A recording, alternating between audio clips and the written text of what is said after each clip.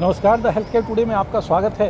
आज heart disease को लेके एक ऐसे टॉपिक पे बात करेंगे जो बहुत कॉमन तो नहीं है, लेकिन उसके बावजूद बहुत सारे लोग इससे जूझ रहे हैं। जी हाँ, वो सब्जेक्ट है कार्डियोमायोपैथी। इस सब्जेक्ट पे बात करने के लिए हमारे साथ हैं सीनियर कार्डियोलॉजिस्ट डॉक्टर विकास गोयल। गुड़गांव में काफ़ी सारे पेशेंट को इन्होंने बहुत अच्छे से इलाज किया है।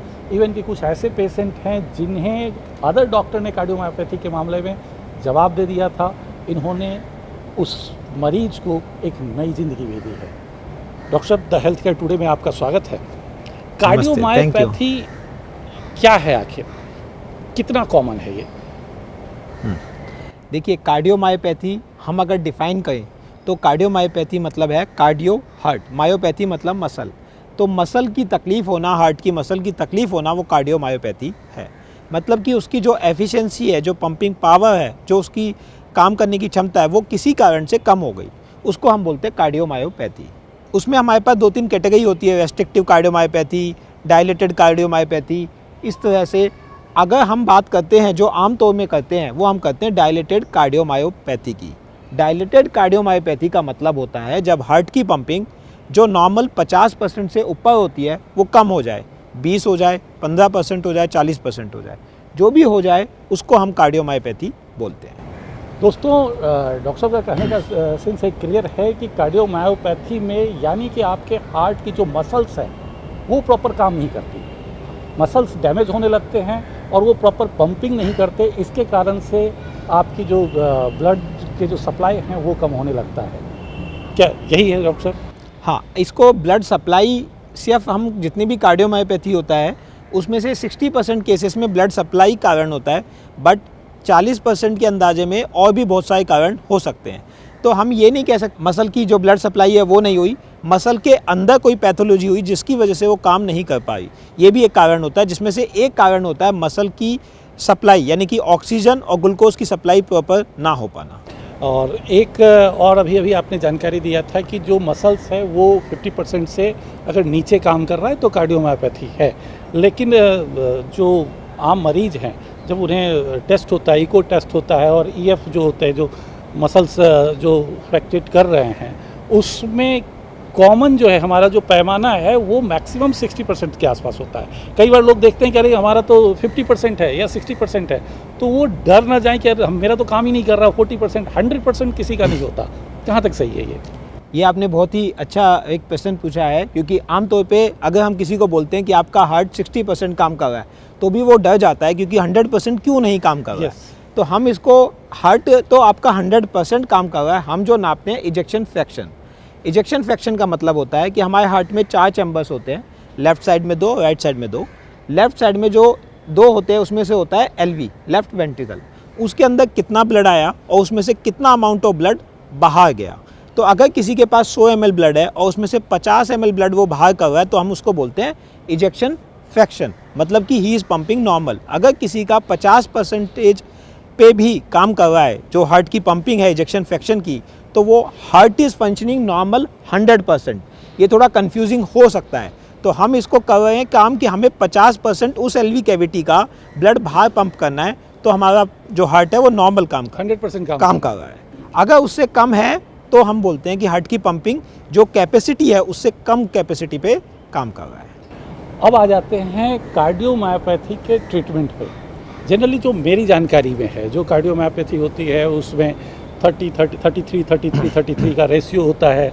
33 जो है 6 मंथ में खुद से रिकवर कर जाता है, 33% जो है जहाँ पे है वहीं पे स्टेबल होता है, और जो 33% पेशेंट हैं वो विदिन ए 6 मंथ डिटोरिएट होके कोलैप्स कर जाते हैं।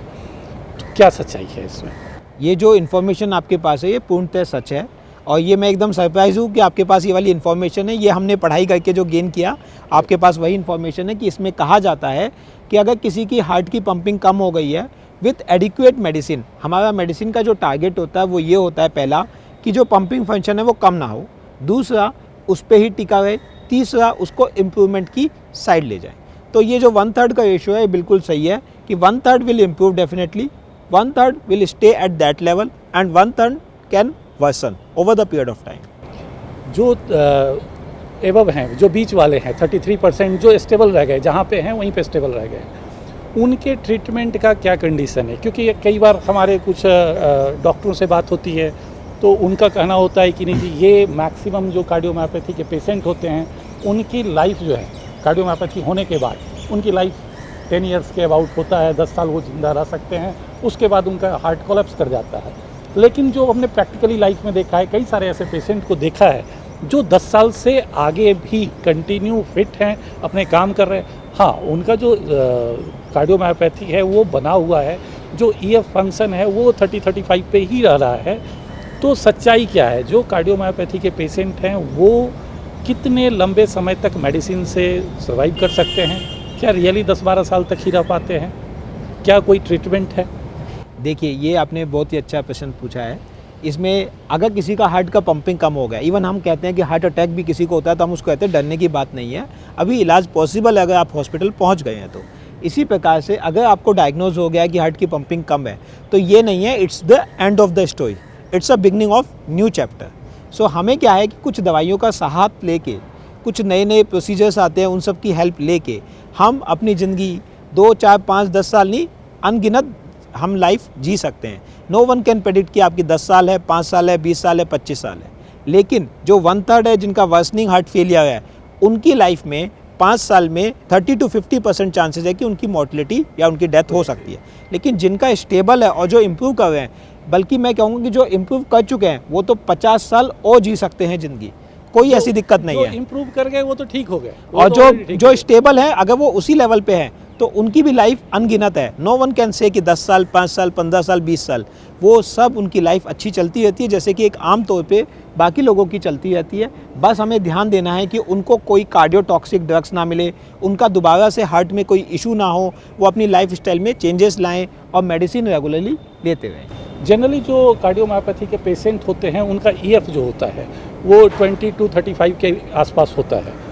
किस ईएफ लेवल पे पेशेंट को डरने की ज़रूरत है कि अब हमारा समय नज़दीक आ गया है? ये ऐसा कुछ भी नहीं है कि किसी ईएफ पे हमें डरने की ज़रूरत है कि हमारा समय नज़दीक आ गया है। हाँ, लेकिन जैसे जैसे हम ईएफ लो की साइड में जाएंगे हमारा जो रिस्क है वो बढ़ता है। लेकिन हमारे पास ऐसे भी पेशेंट हैं जो 15-20% पे हैं और they are doing fine with their daily activities.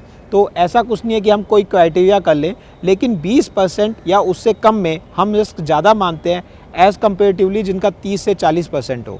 तो जितना कम होता जाएगा उसमें रिस्क बढ़ेगा। लेकिन अगर यंग एज में किसी का हार्ट का पंपिंग कम हो जाता है, जैसे हमारे पास अभी एक पेशेंट है जिनका 17 ईयर्स ओल्ड है और उनका हार्ट का पंपिंग 15% रह गया है और वो 2 बार एडमिट हो गए हैं सांस की तकलीफ़ के लिए, तो ऐसे पेशेंट में हम कार्डियक ट्रांसप्लांट भी एक ऑप्शन ले सकते हैं। मतलब ऐसा नहीं है कि 15% ईएफ हो गया और आपका सांस की तकलीफ भी होगी तो it's end of the story. Now we have newer technology of cardiac transplant as well. Cardiac transplant में डॉक्टर याद आ रहा है कि लगभग ईएफ 10% से नीचे जाने लगता है। तो वो जयललिता का कोई केस था, जयललिता का कार्डियक ट्रांसप्लांट नहीं हुआ था, कुछ इक्विपमेंट लगते हैं, क्या बोलते हैं उसे? लेफ्ट वेंट्रिकुलर असिस्ट डिवाइस वगैरह लगते हैं सपोर्ट करने के लिए, एक्मो वगैरह भी यूज़ करते हैं कुछ समय के लिए। लगते हैं जब आपके ईएफ फंक्शन जो है हार्ट का फंक्शन 10% से भी नीचे जाने लगता है तो एक्मो लगता है। एक्मो हालांकि काफ़ी कॉस्टली आता है, ये तो है, मतलब 1 करोड़ से ऊपर की नहीं, इतना 1 करोड़ तक तो नहीं आता, मतलब करीबन 20-50 लाख के आसपास का खर्चा आ जाता है। इट डिपेंड्स कि कितने समय तक उसको यूज़ करना पड़ रहा है। एलवेड जो होता है लेफ्ट वेंट्रिकुलर असिस्ट डिवाइस वो 50 से 70 लाख 1 करोड़ का आता है। एक्मो तो 10-15 लाख का प्लस हॉस्पिटल स्टे, इसलिए 20-30 के आसपास बैठ जाता है। लेकिन अगर जो बीच वाले जो पेशेंट हैं जो स्टेबल हैं, उन्हें ट्रीटमेंट के लिए कि स्टेबल रहें, कंटिन्यू रहें, क्या मेडिसिन है, क्या ट्रीटमेंट है, या उन्हें ऐसे छोड़ दिया जाता है कि वो इसी लेवल पे रहेंगे, कोई मेडिसिन की ज़रूरत नहीं है, अगर ज़रूरत पड़ी तो रिवाइव होंगे या नहीं होंगे तो भी वो इसी लेवल पे रहेंगे? देखिए, जिनका हार्ट का पंपिंग स्टेबल है, मान लीजिए 30% किसी का पंपिंग है और उस पर वो 1 महीने से हैं, कोई उनको तकलीफ़ नहीं हुई, तो इसमें हम सबसे पहले ध्यान देते हैं लाइफ स्टाइल। हम आइडेंटिफाई करते हैं कि किस कारण से उनका पंपिंग फंक्शन कम हुआ, उसको हटाने की कोशिश करते हैं। डेली उसको एक्टिविटी में एक्सरसाइज के लिए हम गाइड करते हैं कि ग्रेजुअली अप स्किल करते हुए एक्सरसाइज कीजिए। डाइट का ध्यान देना है साथ में, adequate sleep is very important. उसके बाद पानी हमें कम अमाउंट में लेना है, नमक का रेस्ट्रिक्शन करना है। उसके बाद आता है मेडिसिन का रोल्स। उसके बाद हमारे पास मेडिसिन होती है, जो हम अच्छी मेडिसिन होती है, उसमें हमारे पास अभी 4-5 क्लास की मेडिसिन है और डेली नई नई इन्वेंशंस के साथ हम न्यूअर मेडिसिन आर कमिंग, वो मेडिसिन उनको रेगुलरली प्रिस्क्राइब करते हैं। इन सब के साथ वो एक अच्छा जीवन व्यतीत कर पाते हैं। हाँ, ये डेफिनेटली है कि उनको कुछ चीज़ों का ध्यान देना पड़ता है और मेडिसिन शायद डेली खानी पड़े। वाटर, बॉडी में वाटर इनटेक का भी कुछ प्रॉब्लम होता है कि वाटर जमा हो जाता है, फिर उसे कुछ ऐसे मेडिसिन दिए जाते हैं डाइटोर या समथिंग जो वाटर को रिलीज़ करे ऐसे पेशेंट के लिए। ये आप बिल्कुल सही कह रहे हैं। देखिए, हमारी हार्ट की पंपिंग का फंक्शन ये होता है कि हार्ट में जो ब्लड आया उसको आगे पुश करे। अब हमारे पास पीछे से तो ब्लड उतना ही आ रहा है, अगर आगे पुश नहीं कर रहे हैं तो पीछे पानी इकट्ठा होता जाएगा। तो हम ऐसे समझें कि मशीन है, मशीन पे लोड ज़्यादा पड़ रहा है, हम उस लोड को कम करने के लिए शरीर में से पानी या तो ले कम या निकाले ज़्यादा। तो उसके लिए हम डायोटिक्स का यूज़ करते हैं, जैसे फ्यूरासेमाइड, टॉर्सेमाइड, ऐसे अलग अलग डायोटिक्स आती हैं, उनका यूज़ करके हम मॉनिटर करते हैं। तो देखा आपने, जो कार्डियोमायोपैथी के पेशेंट हैं उनका ट्रीटमेंट है और वो लाइफ लॉन्ग जो है मेडिसिन के साथ सर्वाइव कर सकते हैं। एक जो सबसे इम्पॉर्टेंट होता है उसमें होता है एक्सरसाइज।